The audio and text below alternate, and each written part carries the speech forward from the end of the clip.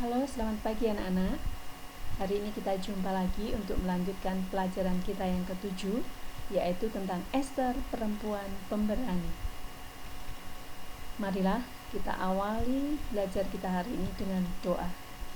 Dalam nama Bapa dan Putra dan Roh Kudus. Amin.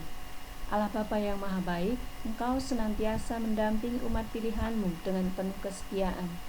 Pada kesempatan ini kami akan belajar mengenal karya keselamatan-Mu melalui tokoh Ester. Bantulah kami agar pengenalan akan tokoh Ester membantu kami untuk memperjuangkan hal-hal yang baik pula. Demi Kristus penolong kami. Amin. Dalam nama Bapa dan Putra dan Roh Kudus. Amin. Anak-anak, tujuan pembelajaran kita hari ini adalah yang pertama, bersikap pemberani seperti dalam kisah Ester. Yang kedua, merefleksikan kisah Ester. Itulah tujuan pembelajaran kita. Dalam kitab suci atau dalam Alkitab memberikan kepada orang Kristen banyak contoh orang beriman yang dari mereka kita dapat belajar dan dikuatkan. Salah satu contoh yang paling luar biasa adalah Ratu Ester. Ester tidak tahu bahwa Tuhan bekerja di balik seluruh hidupnya. Ternyata Tuhan memiliki rencana untuknya. Ester dipakai Tuhan untuk menyelamatkan bangsa Yahudi dari rencana jahat Haman yang ingin memengaruhi Raja Ahasiweros. Telah dikatakan bahwa keberanian bukanlah tidak adanya rasa takut, melainkan penguasaan atas rasa takut.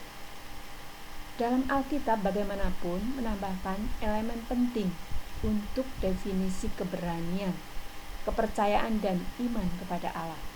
Musa mengatakan kepada bangsa Israel agar tidak takut kepada bangsa-bangsa lain ketika mereka menyeberangi sungai Yordan ke tanah perjanjian, sebab Allah menyertai mereka dan tidak akan meninggalkan mereka. Nah, bagaimana agar anak-anak bisa memiliki iman seperti ini? Bagaimana agar anak-anak dapat melangkah keluar dan dengan yakin membuat sebuah keputusan yang akan memengaruhi jalannya kehidupan fisik kalian dan juga bahkan mungkin dalam kehidupan rohani kalian. Kita akan melihat sebuah cerita dari seorang anak yatim piatu menjadi seorang ratu. Pada tahun ketiga pemerintahannya, Ahasiweros, Raja Media dan Persia, mencari seorang ratu baru dari kalangan gadis-gadis cantik di kerajaannya. Ratu baru itu nantinya akan menggantikan Ratu Wasti.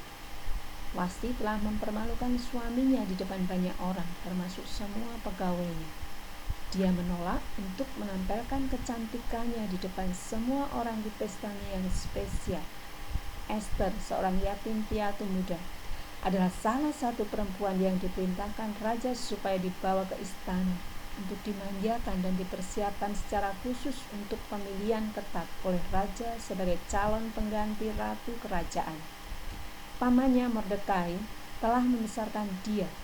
Mordekai adalah seorang hamba Yahudi di pintu gerbang istana raja yang menunjukkan bahwa ia memegang posisi di istana raja.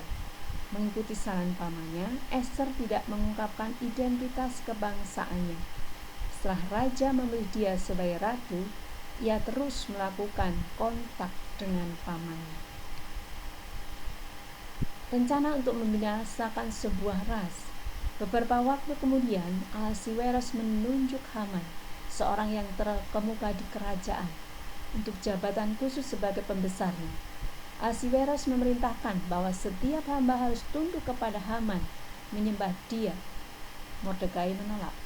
Haman marah dengan tindakan Mordekai, namun dia tidak puas hanya membalas dendam pada satu orang. Ia menyusun rencana untuk membinasakan semua orang Yahudi di kerajaan. Ia mendekati raja dan mengatakan bahwa orang-orang Yahudi tidak menaati hukum raja. Dia meyakinkan raja untuk mengeluarkan keputusan yang menyatakan 10.000 talenta perak akan diberikan kepada siapa saja yang mau membunuh orang-orang Yahudi. Di Persia kuno, ketika raja membuat keputusan dan dimeterai dengan cincinnya, itu tidak akan dicabut atau diubah. Keputusan Ahasiweros dikeluarkan mengakibatkan perkabungan besar dan puasa di antara orang Yahudi di seluruh negeri, berpakaian baju berkabung dan menuju istana raja. Ketika Ester mengetahui keadaan Mordekai, ia menyuruh pelayan memberikan pakaian untuk dia dan untuk melepas kain kabungnya. Namun Mordekai tidak mau menerimanya. Ester kemudian mengutus Hatach, salah satu sida-sida raja yang mengunjungi dia, untuk mencari tahu apa salahnya apa dengan Mordekai. Mordekai menceritakan segala yang telah terjadi dan memberinya salinan keputusan tertulis untuk ditunjukkan kepada Ester.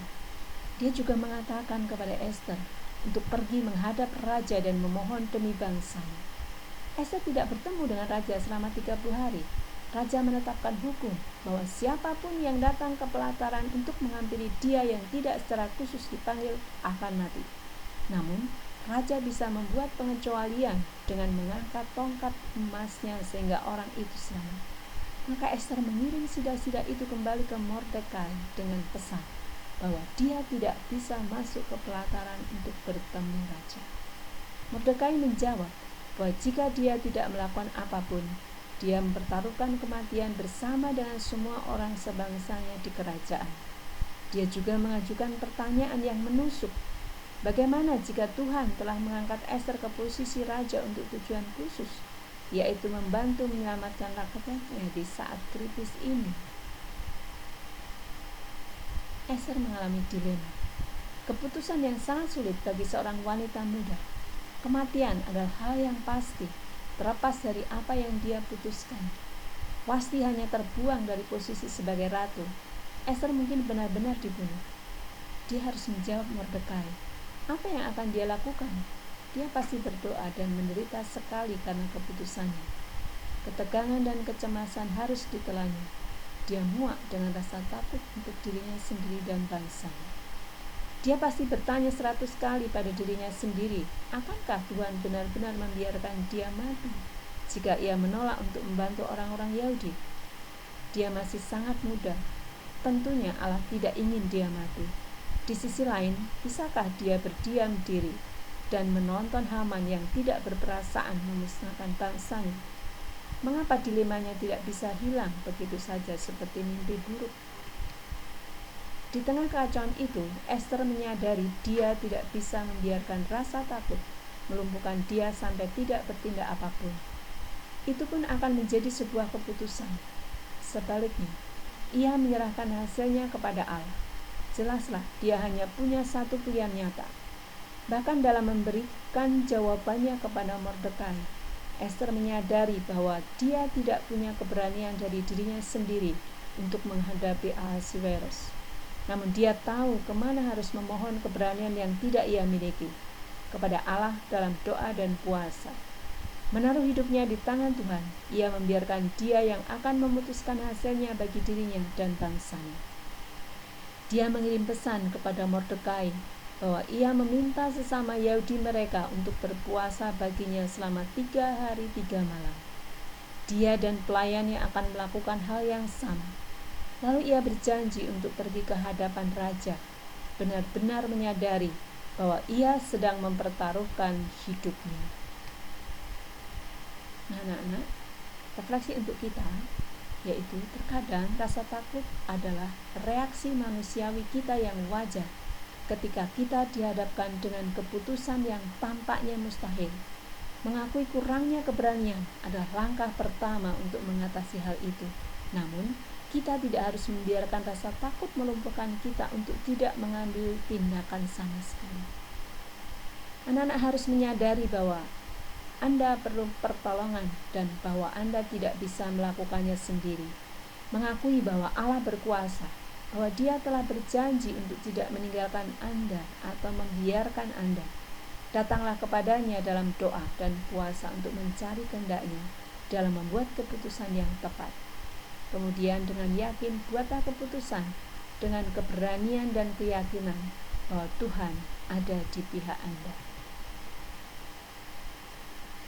Nah, ada beberapa catatan pokok yang penting. Yang pertama, dalam keadaan darurat selalu saja ada orang-orang yang tampil jadi pemberani. Misalnya seorang karyawan yang sedang gagah berani menggagalkan